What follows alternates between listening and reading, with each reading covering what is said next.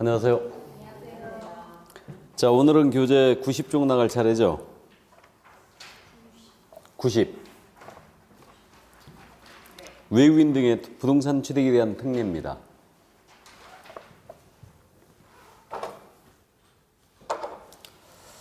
자, 이거는 이제 종전에 외국인 토지법의 내용이거든요. 그래서 외국인은 국내 부동산을 취득할 때는요, 신고나 허가 의무가 발생되고 있었어요. 그래서 이 내용이 지금 현재 부동산 거래 신고 등용하는 법률로 들어온 겁니다. 그래서 그 외국인의 정의, 기억을 잠깐만 지난주에 했던 내용을 잠깐만 살리고 들어갑니다.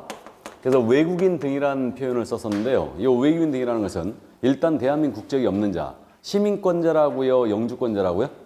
시민권자. 그래서 시민권자가 외국인이라고 했고, 외국 법인, 단체, 기구, 국제기구 다 들어간다고 했고요. 외국 정부도 들어갑니다. 그 다음에 내국 법인인 경우에도 우리나라 법에 의하여 설립된 법인이에요. 그렇다 하더라도 여기에 사원이라든가 임원이라든가 또는 구성원이죠. 이들의 2분의 1 이상이었죠. 2분의 1 이상이 만약에 외국인으로 채워져 있다. 그러면 이 법인은 국내 부동산 등을 취득할 때는 신고나 허가 의무가 발생되고 있습니다. 그래서 그 외국인의 정의에서 2분의 1을 기억해 두셔야 돼요. 이거. 그래서 이게 이제 지난주에 했던 외국인 등에 대한 정의였습니다. 자, 그 다음에 이제 첫 번째 등장하고 있는 게 상호주의란 말이 나오고 있죠. 요 상호주의란 말은요, 외교 관례상 당연히 적용되는 건데요. 받은 대로 주겠다, 바로 이 얘기예요. 그래서 만약에 일본법이 일본 내 부동산 취득에 대하여 우리나라 사람을 제한하잖아요. 우리도 그들을 제한할 수 있어요. 국내 부동산 취득에 대해서. 이것을 우리는 상호주의라고 한다. 그래서 이 상호주의라는 것은 우리 국토를 관장하는 장관이 누구예요? 국토부 장관이죠. 그러니까 국토교통부 장관이 우리나라 국민에 대하여 부동산 취득을 제한한다. 그러면 우리 국토부 장관은요, 그들에 대하여 우리 국내 부동산 취득을 제한할 수 있습니다. 그래서 국토교통부 장관은 우리나라 사람에 대하여 제한하는 국가의 국민이나 단체에 대해서는 우리도 그들을 제한할 수 있다라고 돼 있어요? 해야 된다라고 돼 있어요? 할 수 있다라고 돼 있죠. 그래서 국토교통부 장관은 국내 부동산 토지 취득 등을 제한할 수 있습니다. 그래서 제한할 수 있다. 다만 조약을 이행하기 위해 필요한 경우는 그러하지 않습니다. 그래서 일단은 우리나라 국민에 대해 제한하면 우리도 그들을 제한할 수 있다는 얘기예요. 이 정도 이해해 주시고요. 자, 그 다음 이제 이 법상 신고나 허가제에 대한 사항이거든요. 그래서 신고나 허가제에 대한 사항인데 이 신고사항은 세 가지로 구분됩니다.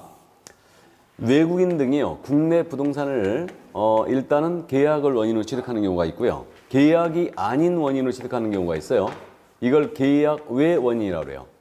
그 다음에 이제 외국인으로 국적이 바뀌었잖아요. 그럼 계속 보유 신고라는 걸 들어가야 됩니다. 그래서 이제 부동산 취득 등에 대한 신고인데 외국인에. 그래서 이제 신고에 관할은 당연히 부동산 소재지를 관할하는 시군구청장이 되고 있거든요. 여기다 이제 신고 들어가는데, 그럼 계약 원인으로 국내 부동산 등을 취득한다. 그럼 계약 원인이라는 게 일단 매매 계약 같은 경우는 이제 부동산 거래 신고로 가기 때문에 큰 문제가 없어요. 그래서 외국인도 만약에 국내 토지나 건물, 분양권, 입주권에 대해서 만약에 취득하지 않습니까? 그러면 이때는 부동산 거래 신고, 매매로 들어가면은 무조건 부동산 거래 신고 해야 돼요. 근데 외국인이 국내 부동산에 대하여 토지 건물에 대한 교환 계약을 했거나 또는 증여를 받았어요. 그래서 계약 원인이라는 것은 이렇게 교환, 증여가 대표적인 예가 될 텐데, 교환이나 증여로 국내 부동산 등에 대하여 외국인이 취득한다. 그럼 이 위에는요, 계약을 체결한 날이에요. 계약을 체결한 날로부터 60일 내에 취득신고 들어오셔야 됩니다. 이거 안 오면 300만 원 이하가 들어요. 이게 그래서 계약 체결한 날로부터 60일입니다. 우리 부동산 거래 신고 기억나세요? 부동산 거래 신고도 계약 체결한 날로부터 60일 내에 신고하게 돼 있었죠. 그렇듯이 외국인도 매매라면은 부동산 거래 신고 당연히 들어가야 돼요. 근데 매매를 제외한 나머지 교환이라든가 증여로 취득했다. 그러면 계약 체결한 날로부터 60일 내에 신고해야 됩니다.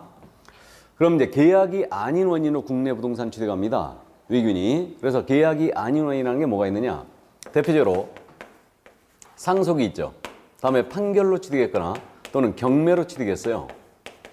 이러한 원인 등으로 취득했잖아요. 그러면 계약이 아닌 원인입니다. 이때는 그럼 계약 체결일이 없으니까 취득일이죠.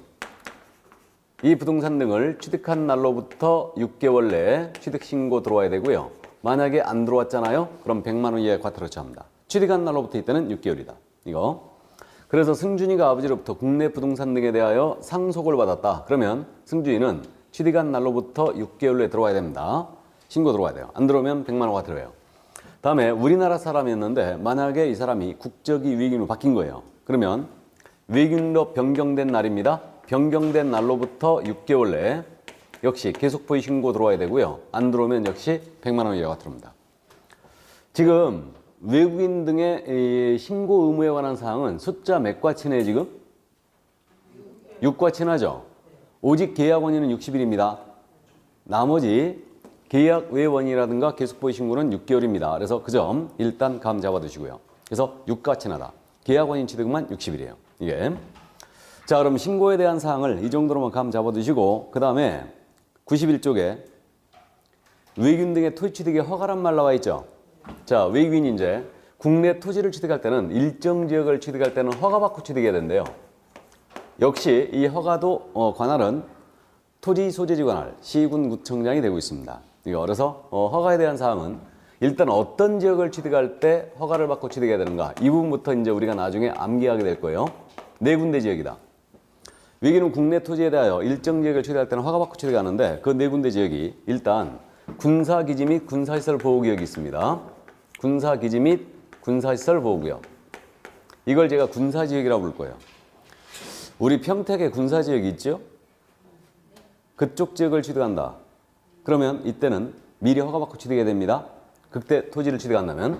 그 다음에 문화재 보호법이 있는데 이 법에 따른 문화재 보호구역이 있죠? 문화재 보호구역 내 토지를 취득한다. 그럼 역시 허가를 받고 취득하셔야 됩니다. 이거. 자, 그 다음 이제 그 자연환경 보조법이 있는데 이 법에 따른 생태경관 보존지역이 있어요. 이 지역을 취득할 때도 미리 허가받고 취득해야 돼요. 전국적으로 지금 생태경관 보존지역으로 유명한 데가 어디냐면 창룡 우포늪지라고 들어봤죠? 거기. 또 여의도 밤섬 들어봤죠? 여의도 밤섬도 생태경관 보존지역입니다. 그래서 이쪽 지역을 취득할 때는 일단은 허가받고 취득하셔야 돼요. 우리 평택에는 생태경관 보존지역 없나요? 몰라요? 내가 사는 데는 지금 알고 살아야죠, 내가. 일단. 그래서 어쨌든 생태경관 보존지역 이쪽 지역을 미리 허가받아야 되고 그 다음에 야생생물 보호 및 야생생물 보호 및 관리에 관한 법률이 있는데 그 법에 따른 야생생물 특별보호구역이 있어요. 대표적인 제가 어디 있을 것 같아요, 이거? 야생생물 특별보호구역은. 예? 휴전선. 좋습니다. 휴전선. 야생생물 특별보호구역 맞고요. 그 다음에 이제 그 지리산 자락 있죠? 이런 데들이 야생생물 특별보호구역 아니에요. 그래서 이쪽 지역을 취득한다. 그럼 이때는 미리 허가받고 취득하셔야 됩니다. 이거. 그래서 요 네 군데 지역을 외국인은 취득할 때는요. 일단은 허가받고 취득해야 됩니다. 이거. 그러면 허가를 받지 아니하고 만약 계약을 체결했다. 그럼 어떻게 되느냐? 허가를 받지 아니하고 계약을 체결하면 이때 이 계약 무효예요. 계약은 무효입니다. 효력이 없어요.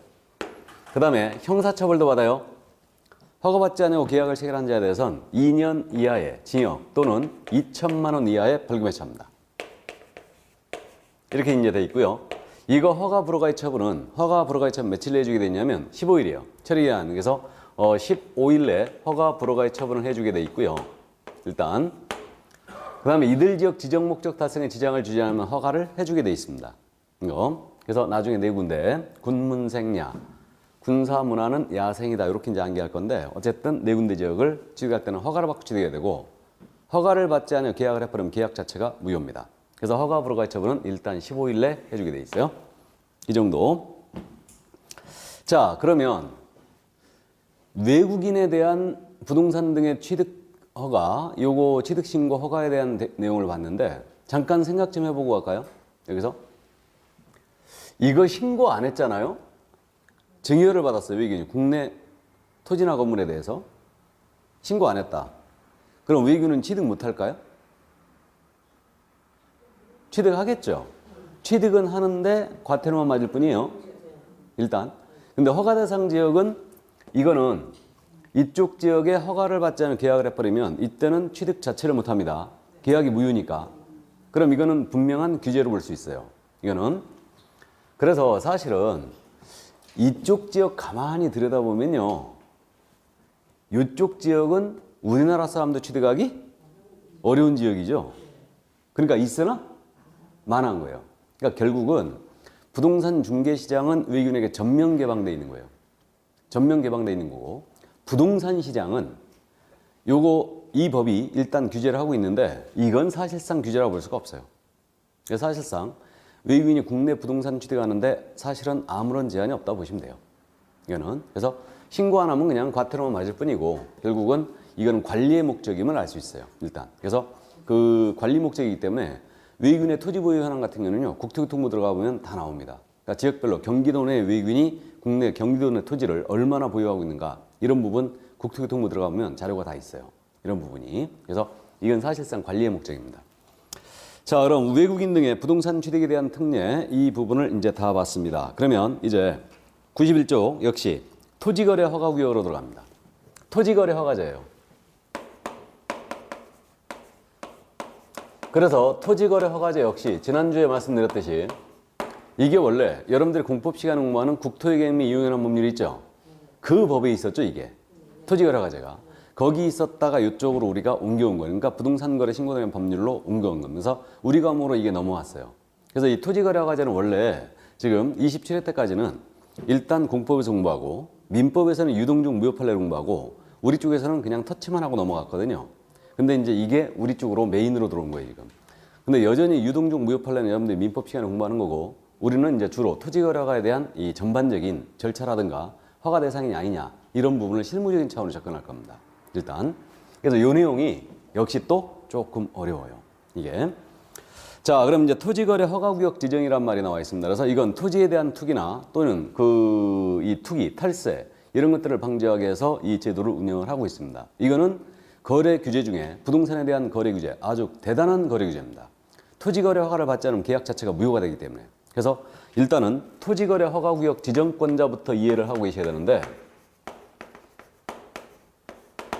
자, 그럼 토지거래 허가구역은 일단 일정 지역을 지정을 하는 겁니다. 일정 지역을 지정을 하는데 지금 어떻게 돼 있냐면 지정권자는 국토교통부 장관 또는 시도지사예요. 지정권자는. 그래서 국토교통부 장관 또는 시도지사. 토지에 대한 투기가 상해하나 지가가 급격히 상승하는 우려가 있는 지역이에요. 그런 지역에 대해서 토지거래 허가구역을 이들은 지정할 수 있습니다. 근데 이게 정해져 있다는 얘기죠. 국장 또는 그래서 시도지사가 지정할 수 있어요. 일단은 이렇게 되고요. 5년 이내, 최고 기간은 5년입니다. 그래서 5년 이내의 기간을 정해서 토지거래 허가구역으로 묶을 수 있어요. 그럼 이때 다음 페이지 넘어가면 토지거래 허가구역으로 묶습니다. 묶을 때 일단은 2개 이상의 시도에 걸치잖아요. 허가구역을 지정하는데 2개 이상의 시도에 걸친다. 그래서 2개 이상의 시도에 걸친다면은 이때는 누가 지정한다? 원칙적으로 국토부 장관이에요. 그러니까 토지거래 허가구역 지정하는데 충청북도, 충청남도 내에 있는 걸쳐있는 토지에 대하여 지정을 한다. 그러면 이때는 국토교통부 장관이 원칙적으로 지정권이 있어요. 이렇게 지정을 하고요. 그 다음에 같은 시도였잖아요. 동일시도였어요. 그러면 동일시도 내에 있는 토지에 대하여 만약에 지정을 한다. 이때는 시도지사가 지정권을 갖고 있습니다. 그러면 일단은 우리가 기억을 그렇게 하면 되겠네요. 2개 이상의 시도에 걸치게 되면 누가 지정권자라고요? 국토부 장관. 그다음에 동일 시도 내에 있는 토지였다. 그럼 이때는 시도지사가 지정합니다. 그래서 그 시도지사가 지정을 하게 돼 있고 다만 동일 시도 내에 있거나 시도에 있다 하더라도 개발 사업을 시행 중이거나 국가가 개발한다. 그러면 이런 지역은 예외적으로 국토부 장관이 지정할 수 있어요. 그래서 원칙 이렇게 돼 있다는 거 이해를 해 두시고요. 그럼 이 토지거래 허가구역 지정권자는 일단 국장 또는 시도지사라는 거 이걸 기억해 주시고요. 나머지 지정 절차에 대한 부분은 도시계획심의위원회 심의를 거치게 돼 있고요. 당연히 시도지사라든가 시군구청장 의견을 다 청취를 하게 돼 있습니다. 그 다음에 이제 그 공고를 지첩시하게 돼 있고요. 공고를 하게 되면 5일 후에 효력이 발생합니다. 그래서 공고한 날로부터 5일 후에 효력은 일단 토지거래로 묶이는 거예요. 그러면 이제 허가구역의 해제 또는 축소는 후일 더 하기로 하고 우리가 지금 실무 과목이기 때문에 일단 이번 순환 때 이해하고 해야 될 게 93쪽에 토지거래 허가 대상 계약이라고 돼 있죠. 그럼 허가구역으로 묶였거든요. 묶이게 되면 이 허가구역 안에 있는 토지 중에서 어떤 계약을 했을 때 과연 토지거래 허가를 받아야 되는가 이 문제를 이해하고 있어야 되죠. 우린 실무이기 때문에. 그래서 손님한테 이 부분을 얘기를 해줘야 되거든요. 미리 허가를 받으셔야 된다. 여기는 토지거래가 묶였으니까. 그래서 어떤 거래할 때 그럼 부동산 이게 토지거래 허가를 받아야 되는가 이 문제거든요. 그럼 허가구역 이렇게 딱 지정이 돼 있어요. 지정이 돼 있으면 일단 허가구역 안에 있는 토지에 됩니다. 허가구역 안에 있는 토지로서 일정 면적 기준이 있어요. 그래서 이걸 기준 면적이라는데 일정 면적 이상의 토지입니다. 일정 면적 이상의 이 토지에 대한 소유권 이전의 유상계약 및 예약, 그다음에 지상권 설정 및 이전에 관한 유상계약 및 예약. 그래서 소유권 지상권에 대한 유상계약 및 예약이 대상이에요. 여러분들도 이렇게 기억하셔야 됩니다. 유상계약 및 예약이 대상이다. 그래서 대물변제 예약 같은 건 다 대상됩니다. 그러면 일단은 소유권 이전의 유상계약, 그러니까 일정 면적 이상 토지해야 되는데 그 일정 면적은 후일 우리가 이제 기본서가 나오면 공부하기로 하고요. 그 토지에 대한 허가구역 안에 있는 토지 중에서 일정 면적 이상의 토지에 대한 소유권 이전의 유상계약 및 예약, 지상권 설정 및 이전에 관한 유상계약 및 예약의 대상이에요. 그럼 소유권 이전의 유상계약의 종류가 뭐가 있느냐? 자, 그럼 소유권 이전의 유상계약의 종류가 일단 뭐가 있겠어요? 매매가 있겠죠. 그러면 토지거래 허가구역 내 토지에 대하여 매매하신다. 토지거래가 받아야 돼요? 받아야 됩니다. 그 다음에 또 유상계약 뭐가 있겠어요? 교환. 교환계약 있죠. 토지거래가 받아야 됩니다. 이거.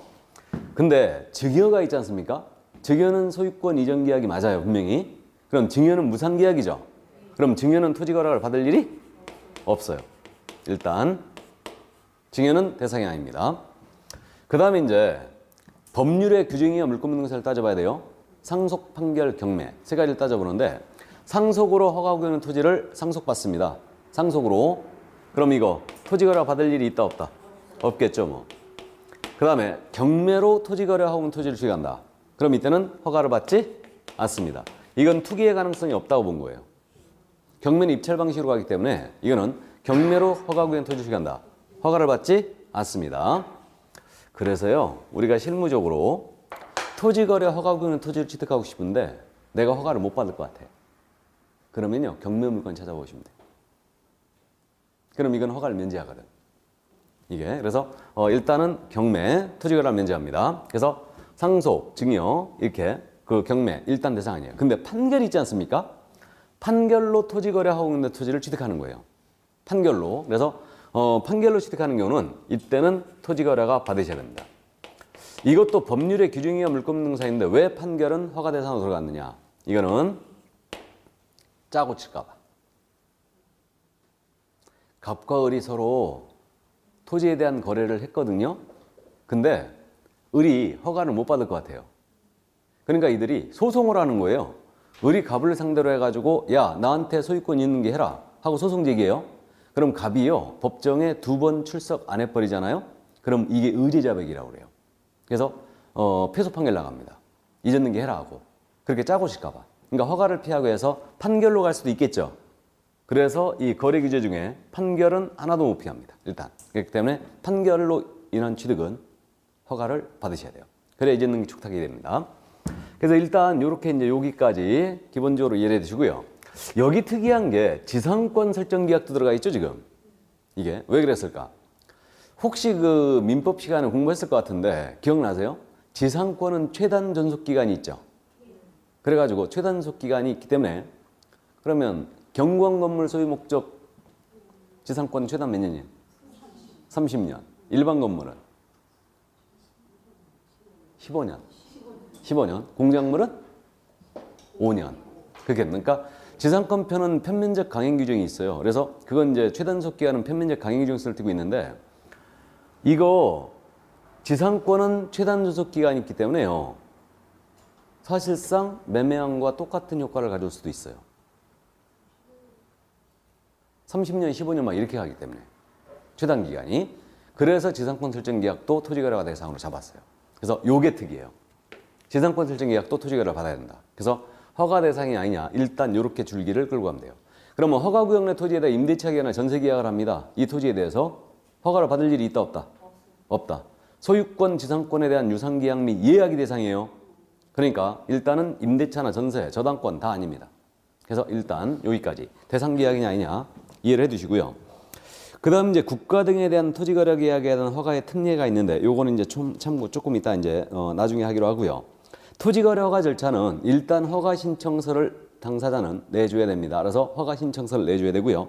물론 토지 소재지 관할 시군구청장에게 제출합니다. 그자에게 제출하고 그다음 94조로 나오면 허가 기준이 있어요. 그래서 이제 허가를 해주기 위해서 일정 기준을 정해놨는데 그 기준도 이제 후일 더 하기로 하고요. 그러면 이거 허가 불허가의 처분을 며칠 내주게 돼 있냐? 그래서 처리 기한인데 이 처리 기한은 일단은 15일 내에 해주게 돼 있어요. 근데 15일이란 말 거기 없죠? 없는데 민원사무처리하는 법률이 있거든요. 이 법에 따른 처리기한 내 처리하라 라고 돼 있어요. 근데 민원사무처리기한 처리에 관한 법률 이 법의 처리기한이 정해진 바가 없습니다. 그렇기 때문에 허가신청서상의 서식상 15일로 돼 있어요. 허가신청 서식에 15일로 허가 불허가의 처분을 해주게 돼 있습니다. 이렇게 돼 있고요. 그러면 만약에 15일 내에 허가 불허가의 처분을 안 했지 않습니까? 이거 안 해주게 되면 다음날 허가받은 것으로 간주합니다. 다음날 허가받은 것으로 간주를 하게 돼 있어요. 그러니까 시군구청에 토지거래가 신청을 받았어요. 근데 만약에 15일 내 허가 불허가의 처분을 안 해줬다. 그럼 그 다음날 허가를 받은 것으로 간주해버립니다. 이거. 그래서 일단 허가 불허가의 처분 15일 내주게 돼 있다는 거. 그 다음에 다른 법률에 따른 인가 허가 등의 의제가 있죠. 이 부분을 또 이해하고 있어야 되는데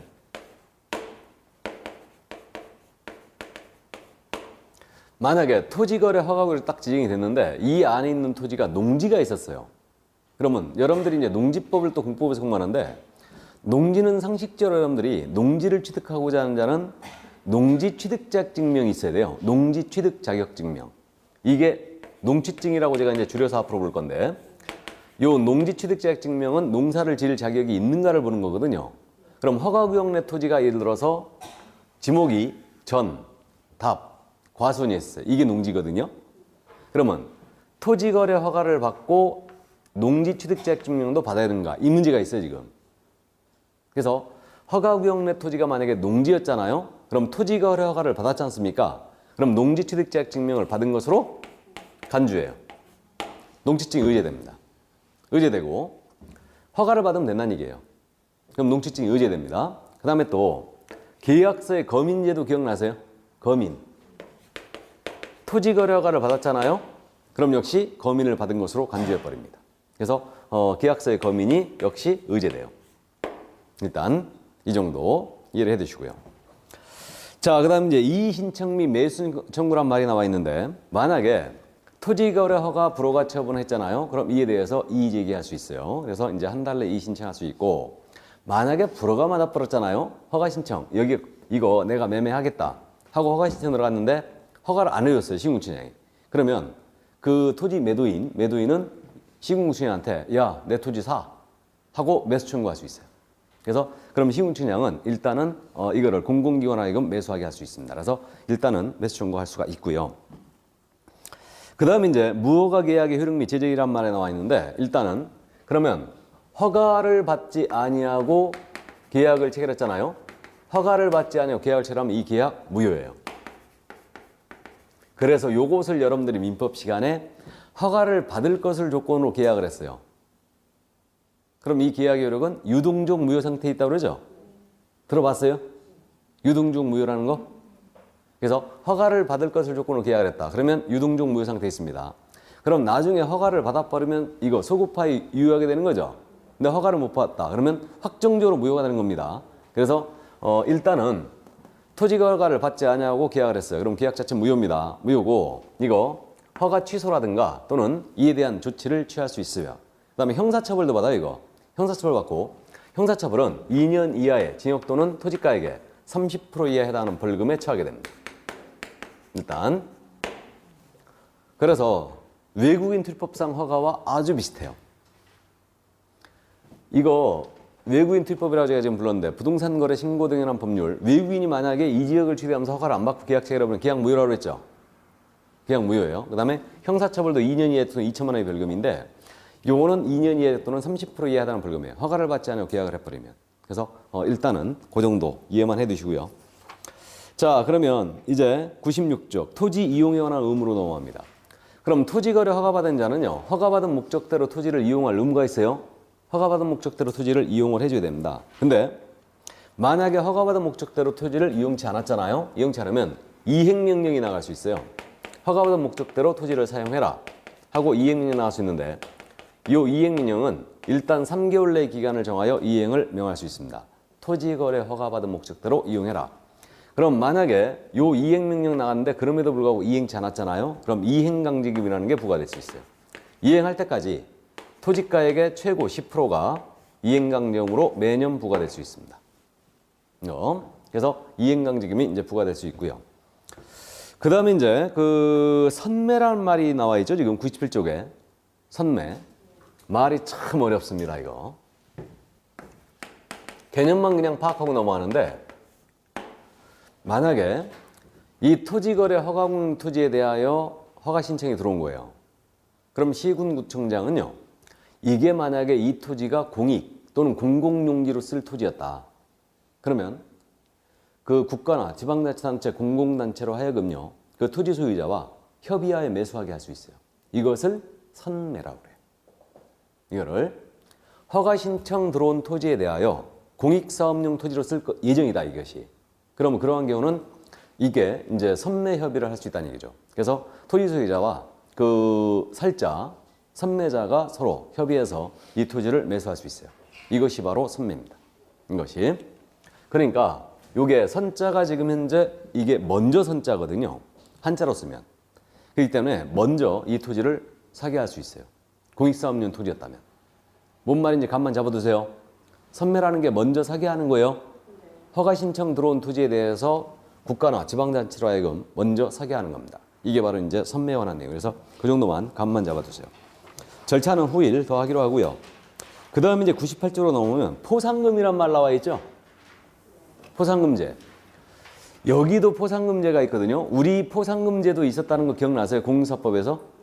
포상금제가 있었는데, 만약에 허가받은 목적대로 이용치 아니한 자, 이 자를 신고 고발을 했잖아요. 그러면 포상금이 지급될 수 있습니다. 건당 얼마일 것 같아요?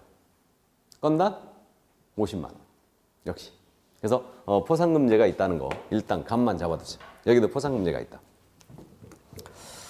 자, 그 다음에 집가 동향의 조사라든가 권리 의무의 승계 이런 부분들은 참고하시고요. 부동산 정보 관리도 일단 참고하시기 바랍니다. 이 부동산 정보 관리는요, 지금 현재 국토부에서 아주 그 시스템 마련을 잘 해놨죠. 그래서 부동산 종합정보망 이걸 갖고 있는데 그게 온나라예요, 온나라. 그래서 온나라를 현재 운영하고 있는데 이 시스템이 아주 잘 되어 있습니다. 그래서 어쨌든 그 정도 참고만 하시고요. 자, 그럼 토지거래과제 주요 골자를 다 봤습니다. 이거요, 제가 지금 주요 골자만 나갔거든요. 주요 골자만 나갔는데 지금 요것이 부동산 거래 신고되는 법률로 들어오면서 구체적인 시행령이 아직 확정이 안 돼 있어요. 근데 일단은 기본서가 여러분들이 나올 겁니다, 이제. 곧 나올 건데, 그 기본서는 일단 안대로 입법 예고라는 걸 먼저 하는데, 입법 예고된 안대로 일단 나갔어요. 최근 만들어졌고, 나중에 이 부분이 이제 수정될 수도 있거든요. 그래서 제가 자세하게는 일단 안 합니다. 그래서, 나중에 확정이 되면 이제 자세하게 우리가 한번 나갈 거예요. 근데 이 부분이 분량이 너무 많아요. 공법 교수님한테 물어봤더니 토지거래 허가제에 대해서 수업을 어느 정도 했느냐? 수업 시간이 그랬더니 1시간 반 정도 해야 된다고 그러대. 이것만 갖고. 근데 나는 지금 한 20분 만에 끝내버렸죠? 그러니까 이제 주요 골자만 나간 거예요. 그러니까 여기에 살이 엄청나게 붙는다는 얘기죠.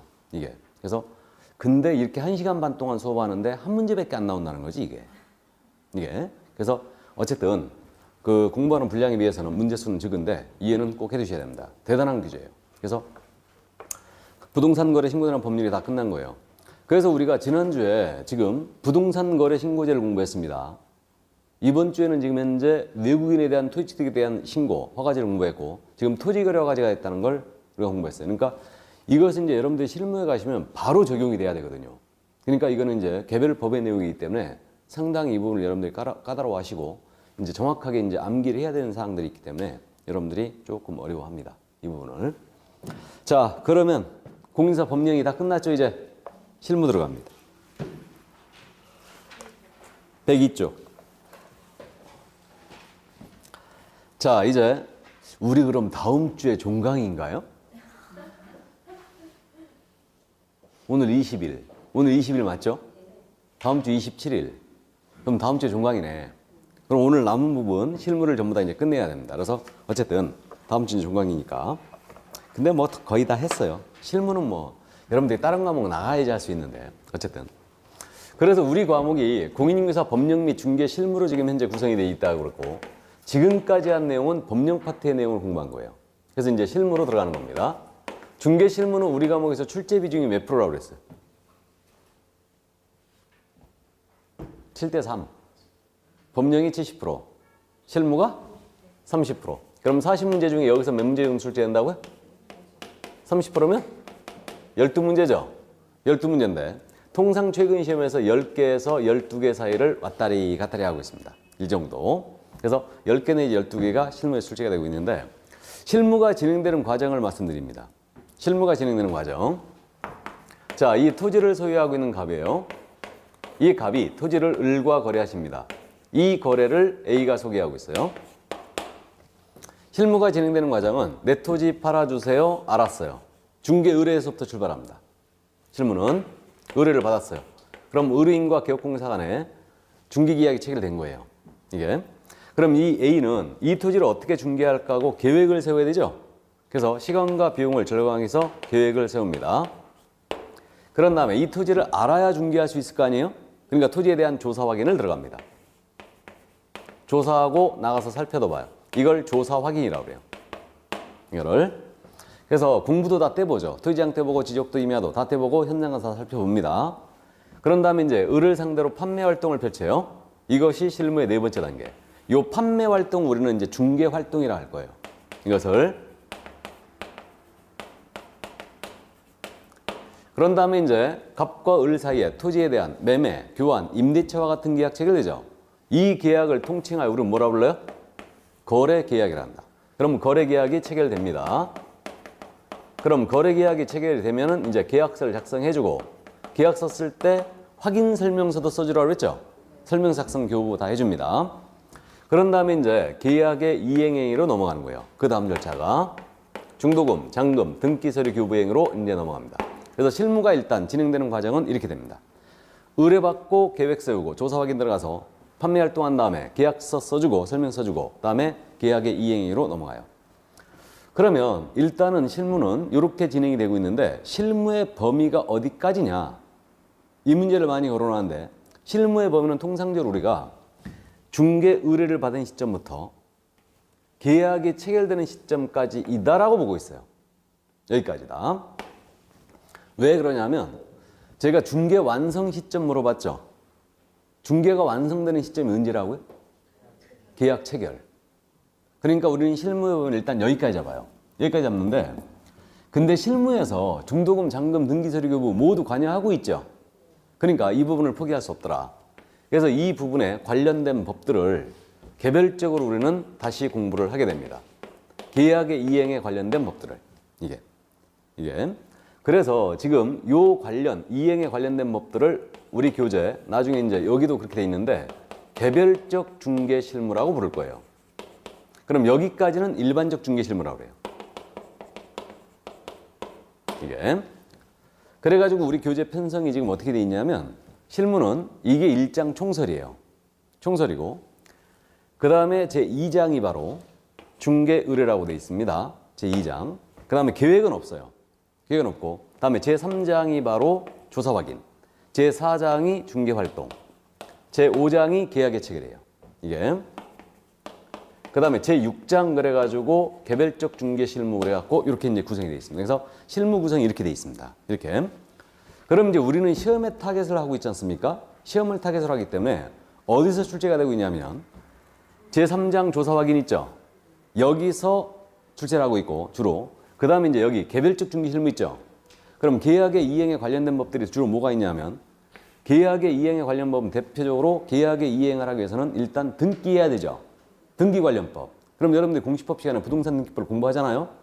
근데 여기서 부동산 등기 특별주치법이 있어요. 이걸 특조법 제가 부르고 있다 그랬고 여기서 계약서의 거민제도가 나오는 거죠.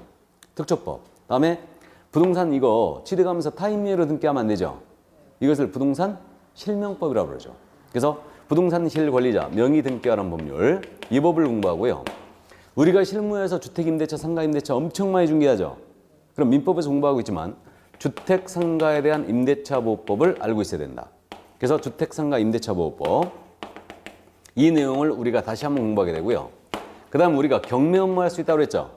그럼 경매에 관한 내용을 또 이해하고 있어야 되잖아요.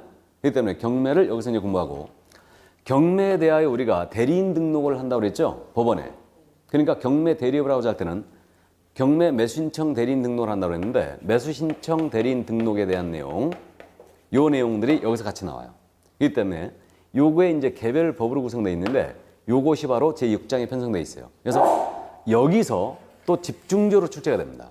그러니까 결국은 이제 앞으로 여러분들이 수업 들으시면서 이해하겠지만 주로 실무 쪽은 조사 확인과 개별적 중개 실무 요 두 군데가 이제 주 타겟이 될 거예요. 나머지 의뢰, 중개 활동, 계약의 체결 이런 부분들은 그냥 설렁설렁 하면서 넘어갈 겁니다. 그러니까 주로 여기서 출제되고 있어요. 원래 출제 비중은 어떻게 되냐면요. 여기 중개계약에서 하나, 중개계약에서 하나, 조사 확인에서 약 4개 정도. 그 다음에 거래계약 체결에서 여기서 약 하나 정도, 중개활동에서 약 하나. 그 다음에 여기 계약의 이행 관련법 있죠? 여기서 약 4개. 그럼 지금 4개, 5개, 6개, 10개, 11개죠? 원래 비중이 12문제라고 그랬죠? 한 문제가 없죠, 지금. 한 문제. 한 문제는 어디가 있냐면요. 1년 내내 저한테 한 번도 못 들어본 문제.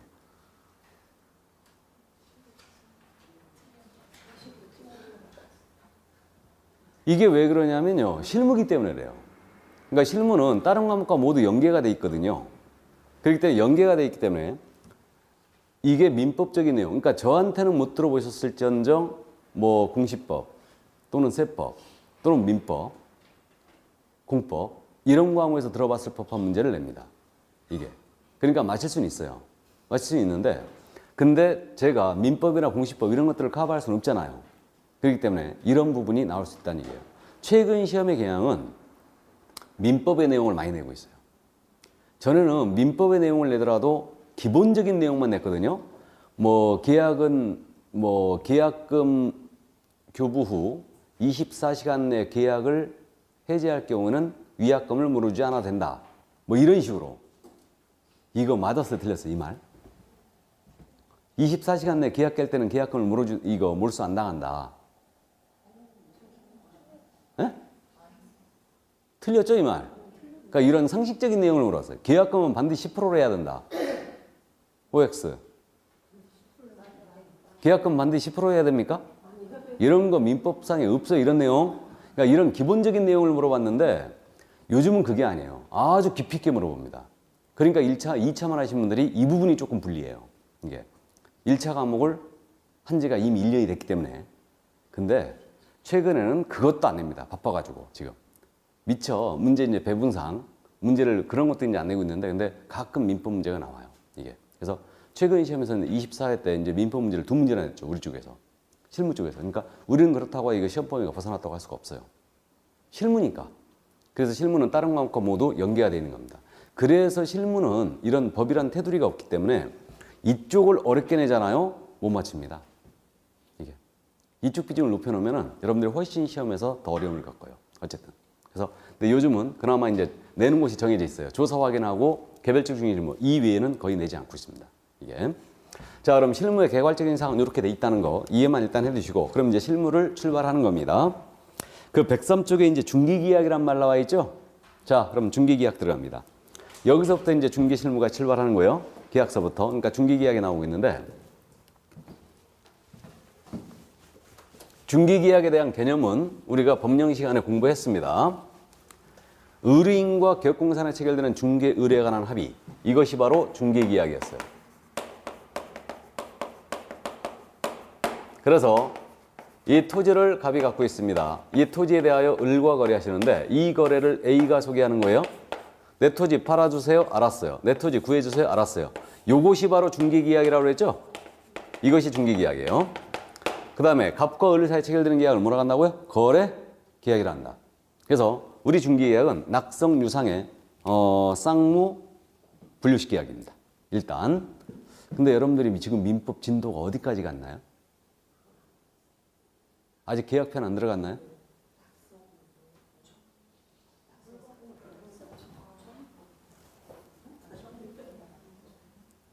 계약편 아직 안 나갔습니까? 지금 그럼 물권 하고 있는 거예요? 지상권 하고 있어요? 점소, 지지전, 유질적. 그럼 저당권 아직 들어가지도 못했네. 담보물권. 계약편은 안 했어요. 지금 총치가 그럼 물권 들어가고 있는 거예요? 어디 하는지도 잘 모르겠죠?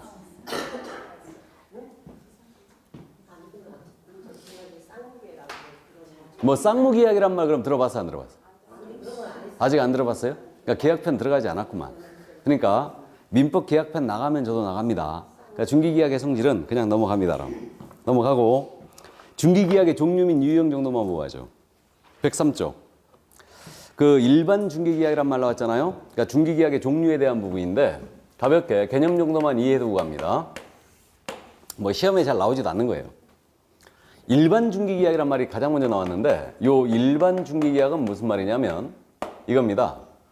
의뢰인 갑이 계약공사 A한테 중개 의뢰했거든요. 옆집 계약공사 B한테 또 중개 의뢰합니다. 또 옆집 계약공사 C한테 의뢰합니다. 이 중 가장 먼저 거래를 성사시켜준 계약공사의 보수를 준 형태. 이게 일반 중개계약이라고 했죠. 이 집, 이 집, 이 집 이렇게 내놓습니다. 이게 일반이죠. 그렇기 때문에 요것이 우리나라에서 가장 많이 체결되는 중개 형태라고 했죠. 그래서 우리가 법령 시간에 이거 공부했잖아요. 그래서 의뢰인은 중개계약의 내용을 명확하게 하여 계약공사에게 일반 중개계약서를 작성해달라 하고 요청할 수 있다고 했어요. 그래서 의뢰인은 중개 의뢰하면서 계약공사에게 일반 중개계약서 작성을 해달라 하고 요청을 할 수 있다고 했어요. 이 요청에 대하여 계약공사가 승낙할 의무가 있느냐, 작성해줄 의무가 있느냐, 이 의무는 있다 없다. 작성해줄 의무는 없다. 나는 중개계약 쓰기 싫으니까 나가서 딴 데 알아봐라 라고 할 수 있어요. 이게 물론 문 닫을 각오는 하셔야 됩니다. 자, 그래서 어쨌든 작성해줄 의무는 없다고 했고 작성을 할 때는 네 가지. 중개사물의 위치 및 규모, 거래 이전 가격, 중개보수, 다음에 의뢰인과 계공이 준수할 사항을 써준다고 했고요. 다음에 일반 중개계약서 국토교통부 장관은 표준서식을 정하여 그 사용을 권장할 수 있다 이렇게 돼 있고요. 이때 국토부 장관이 정해는 이 표준서식이라는 거, 일반 중개계약서 표준서식이라는 거 있다 했습니까? 없다 했습니까? 이 서식이 있습니다. 이 서식 정해져 있고요. 이 서식을 사용할 의무가 있느냐? 사용할 의무는 없어요. 권장 서식이기 때문에 사용할 의무는 없고 작성했을지라도 보관할 의무가 없어요. 이게 이제 일반 중개계약서에 대해서 일반 중개계약에 대해서 우리가 법령 시간에 공부한 내용인데 나중에 익숙해질 거예요. 있을 거고. 그럼 지금 통상적으로 우리나라에서 지금 가장 많은 형태가 바로 이거거든요. 요 집에도 내놓고 요 집에도 내놓고 요 집에 내놔요. 그러면 이거 중개계약서 써요 안 써요? 안 쓰죠. 그러니까 중개 의뢰 내용이 명확하지 않아요. 명확하지 않기 때문에 서로 중개계약 내용이 명확하지 않기 때문에 분쟁의 소지를 태생적으로 안고 있어요. 이거. 그래서 실무적으로 이게 분쟁이 상당히 많죠. 중개계약서를 쓴다면은 이거 이런 분쟁은 확 줄여버릴 수 있죠. 중개 의뢰 내용을 명확히 하니까. 그래서 그 분쟁의 소지를 태생적으로 지금 안고 있기 때문에 미국에서는 이 일반 중개계약을 한마디로 지금 뭐라고 하냐면 이건 소송의 초대장이다 이렇게 부르고 있어요. 이거 그 정도로 분쟁의 소지가 높다는 겁니다. 또 물건을 A도 받고 B도 받고 C도 받고 다 받았죠. 그러니까 어느 누구도 책임 있는 서비스를 안 해요. 이게 그러니까 그런 말이 있죠. 모두가 책임지는 일은 어느 누구도 책임지지 않는다. Everybody's business is nobody's business. 미국에서 일반인의 단점을 이렇게 한마디로 표현하고 있습니다. 그래서 이건 결국 분쟁의 소지가 굉장히 높고요. 다음에 책임 있는 서비스를 절대 안 한다는 얘기죠. 그러나 우리나라에서 가장 많은 형태이기도 합니다. 그래서 우리 법령 시간에 이 내용을 공부했었던 거예요. 이게. 그 다음에 이제 일반중개계약 넘어가고요. 독점중개계약이 나옵니다. 이번에. 그 3번 전속중개계약부터 먼저 보죠. 전속중개계약 기억나세요? 법령 시간에 공부했죠, 이것도. 그래서 전속중개계약 제도가 있다고 그랬는데 전속중개계약은 이거라고 그랬어요. 의뢰인 갑이 특정 계약공사 A한테만, 특정한 계약공사 A한테만 중개할 권한을 부여하고 이 계공 A가 승낙을 함으로써 체결되는 계약이에요. 이게 바로 전속중개계약입니다. 그럼 물건을 우리 계약공사가 혼자 받은 거죠, 지금? 그럼 이번에 있는 독점중개계약은 다르냐? 독점중개계약도 똑같아요.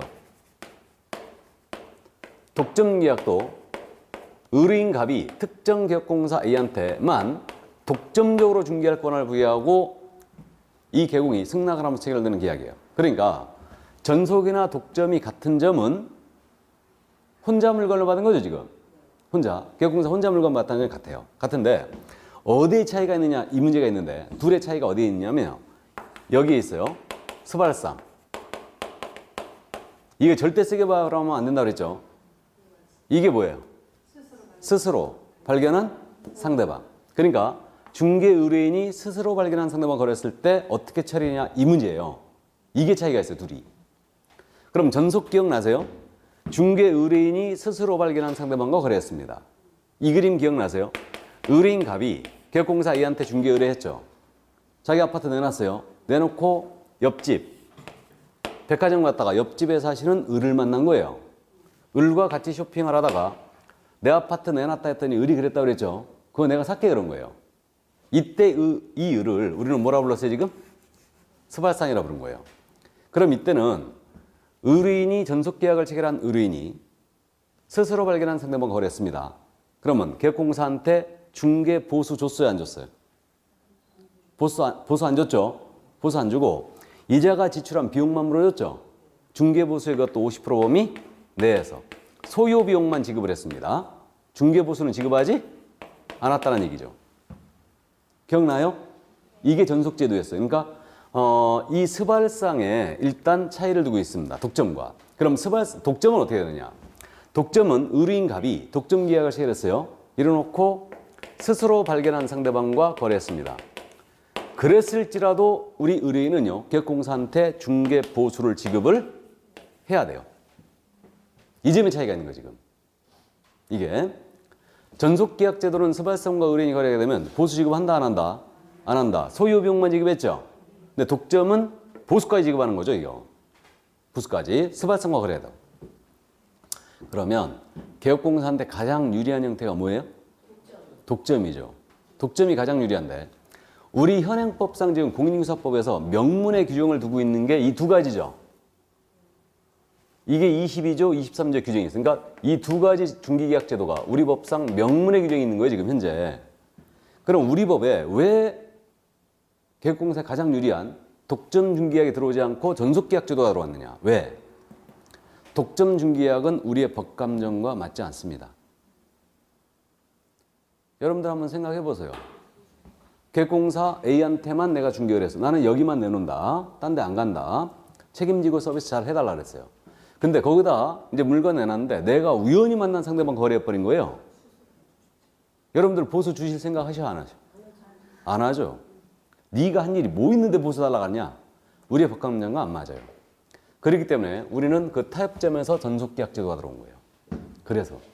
그래서 전속계약 제도는 일본에서 가장 성행을 하는 중개약 제도고요. 독점계약은 미국에서 가장 성행하는 중개약 제도예요.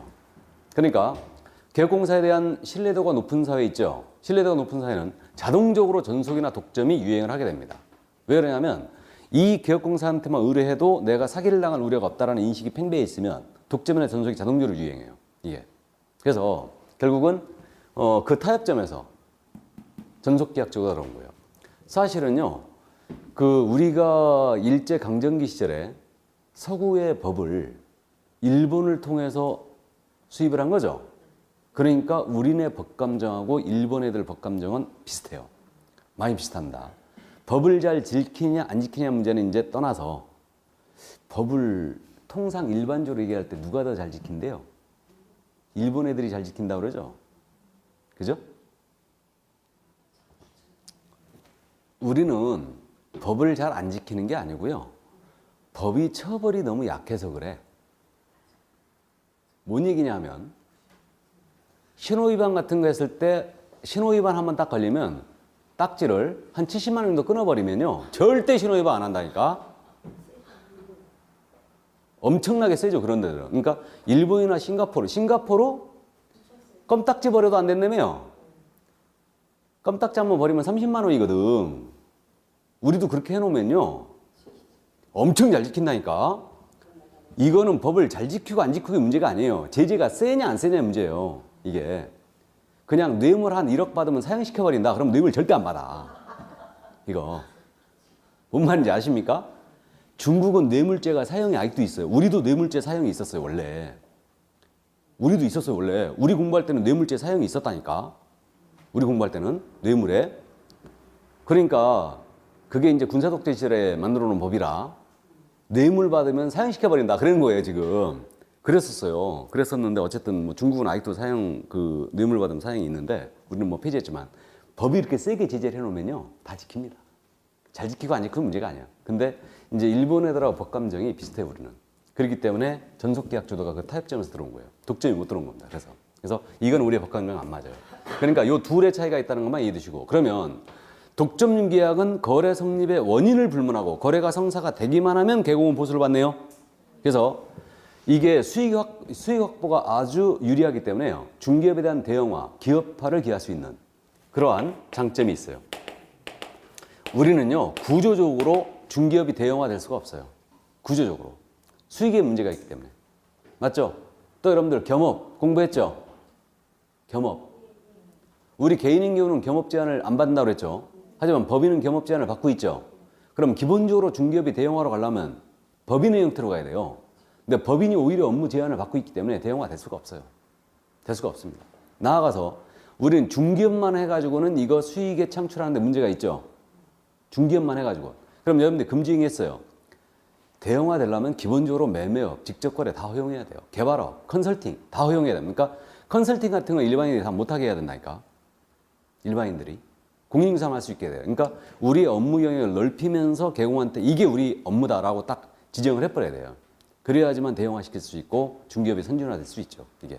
아직 길도 멀어요. 그러니까 이런 걸 법이 보호를 안 해주고 있는 거예요. 어쨌든. 그래서 이런 독점융계약계도 있긴 있지만 그래서 시험에서 이런 거를 물어보진 않습니다. 왜?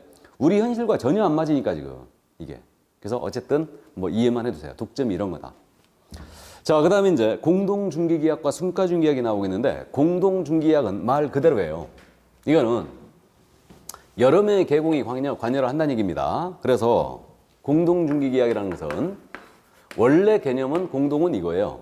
의뢰인이 다수이거나 개업공사가 다수이거나 이게 이제 공동인데 예를 들어서 의뢰인 갑이 개업공사 A, B, C한테 한꺼번에 중개를 의뢰하는 거예요. 각각 의뢰하는 게 아니고 그러면 이건 개공이 다수죠. 개업공사가 다수예요. 이번엔 의뢰인 갑을 병이 한꺼번에 개업공사 A한테 중개 의뢰합니다. A, B, C가 와가지고 우리 지분으로 취득할 거거든. 토지 구해달라 그러는 거예요. 그럼 이게 공동계약. 그러니까 개공이 다수이거나 중개 의뢰인이 다수이거나 이게 원래 공동의 개념이에요. 원래의 공동의 개념은 탄생할 때는 이거 개공이 다수인 경우 이 경우를 상정했어요. 근데 우리나라에서는 이것도 공동중개계약을 합니다. 의뢰인 갑은 개업공사 A한테 중개 의뢰하고 의뢰인 을은 개업공사 B한테 중개 의뢰하고 둘이 협력을 하여 계약을 성사시켜요. 이것도 공동중개계약이라고 부르고 있는데 이것은 제가 보기에는 단독중개계약이 결합된 형태일 뿐이다 라고 보고 있어요. 근데 이것도 공동이라고 보고 있습니다. 그러니까 통상적으로 우리나라에서는 다수의 개업공사가 관여하는 형태 이것을 공동중개계약으로 보고 있는 것 같아요. 그럼 공동의 특징은 이들이 협력하여 중개하는 거죠. 그래서 신속한 중개를 가능하게 하고요. 그다음에 중개에 대한 조직화, 능률화, 효율화를 기할 수 있어요. 그래서 이게 이제 공동의 특징인데 공동중개의 탄생한 배경은 어디에 있었냐면 독점이나 전속의 단점을 보완하기 위해서 이게 탄생한 거예요. 원래. 그러니까 무슨 얘기냐면 독점 전속의 장점은 뭐냐면 물건을 A가 혼자 받았기 때문에 책임 있는 중개 서비스를 해요. 그죠? 근데 단점은 뭐냐면 물건 혼자 받았는데 이자가 무능력해요. 그럼 의뢰인이 피해 입죠? 그러니까 다른 개업공사와 연합을 시키는 거예요, 이렇게. 그러니까 A가 무능력하더라도 B, C가 중개할 수 있잖아요. 이때는 공동의 탄생맥이 거기 있었습니다. 그래서 다수의 개공이 관여하는 형태, 그렇게 이해하시고요. 이게 바로 공동이었다. 그래서 뭐 그 정도만 감 잡아두시고요. 그다음에 이제 순가중개 이야기 나와 있는데 순가중개 이야기는 꼭 이해를 해두셔야 됩니다. 실무적으로 순가가 상당히 또 많거든요, 이거. 순가중개가 뭐냐면 말이 참 어렵습니다. 일본식 표현인데 이거. 순가중개약은 이거예요. 예를 들어서 토지에 대하여 갑이 A한테 중개 의뢰하는 거예요. 의뢰하면서 내 손에 5억만 쥐어달라. 이 토지 팔아주고 5억만 쥐어달라. 나머지 차익은 모두 가져라. 이게 순가중개이야기예요. 또 사는 쪽에서도 가능하거든요. 나는 예산이 5억이 있거든. 이 토지가 마음에 들거든.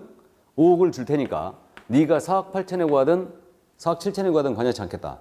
차익은 모두 중개보수를 가져라 이거예요. 그래서 순가중개계약은 중개의뢰인이 최저가나 최고가를 정하여 중개의뢰하는 거예요. 이건 최저가를 정한 거고 이건 최고가를 정한 거죠. 이 금액 이상은 지불할 의사가 없다는 얘기예요. 그래서 최저가나 최고가를 정하여 중개 의뢰를 하고 그 차액을 지금 뭐로 주는 거예요? 중개 보수로 지급하는 거죠. 그 차액분을 중개 보수로 지급하는 겁니다. 그래서 실무적으로 토지 거래나 상가 거래할 때 이거 엄청 많아요. 토지 거래는 거의 순가로 갑니다. 거의. 그러니까 이 토지 팔아주고 내 손에 얼마만 쥐어달라. 이렇게 갑니다. 이게. 그래서 이게 이제 바로 순가중개계약인데 그러면 여기서 순가중개계약을 잠깐 생각해 봐야 돼요. 순가중개계약을 의뢰인과 체결했어요. 바로 이건 보수 초과에 걸려서 금지행위가 되느냐 이 문제예요 지금. 금지행위가 될까 안 될까요?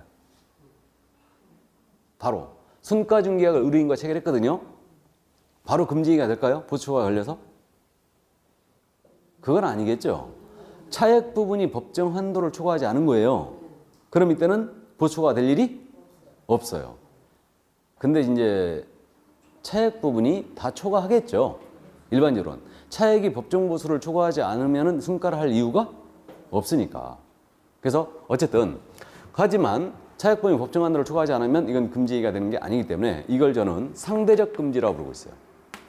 절대적으로 금지되는 건 아니에요. 상대적 금지 행위는 금지행위에 해당한다. 이거는 그래서 이제 그 정도 감만 잡아도 그러니까 이건 금지행위에 연결되어 있기 때문에 순가중개의 개념을 이해해 두세요. 차액 부분으로 법정 보수를 지급하는 거예요. 이게 바로 순가다. 이게 그래서 제가 금지행위 할 때 언급을 했지만 보수 절대로 더 받지 말라고 그랬죠. 그래서 순가를 하실 땐 조심해서 해야 됩니다. 순가 하실 때는. 그래서 의뢰인들이 요즘 똑똑한 의뢰인들 많다고 그랬죠. 이게 그러니까 매번 느끼는 거지만 진짜로요. 우리 젊은 친구들 있죠? 자기 뵙기 모른다니까. 전혀 남을 생각 안 해요. 진짜로.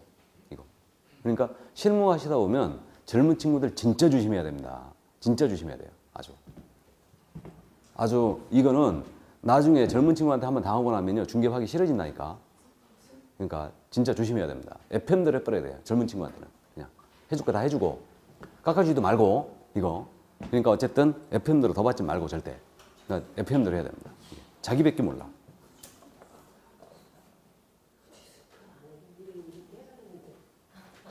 왜요?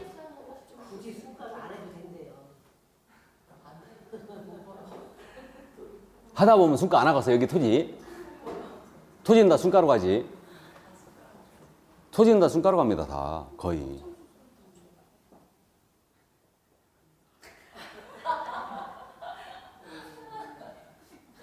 젊은 것들한테는 FM대로 받고 그렇죠. 우리 같은 중장년은 그래도 뒤통수는 안 치잖아요. 꽁알꽁알 해도 이거. 근데 조용히 젊은이들은 뒤통수 웃으면 뒤통수 쳐버린다니까 그냥 이거. 조심해야 된다니까 이거 진짜로. 근데 순가는 조심해야 됩니다. 그러니까 옛날에 저도 그 양평 땅 그게 한 계약서를 1억 6,500인가 써줬으니까 도장을 1억 6,500의 도장을 찍어줬어요. 근데 실제 수령한 거면 1억 5천이었어요. 1,500을 먹은 거지. 이거 10% 먹은 거 10%. 우리 일방으로부터 0.9%잖아요. 최고가. 10% 먹은 거예요. 나도 생각해보면 좀 억울해. 1,500 가져간 거 아니야 지금. 이거를 너무 많이 가져간 거 아니냐. 이렇게 안 하면 안 하겠다는데. 이렇게 한다니까. 그러니까 젊은 애들 그러면 이거 본전 생각나죠. 조용히 가서 잃어버린다니까 그냥. 조용히 가서.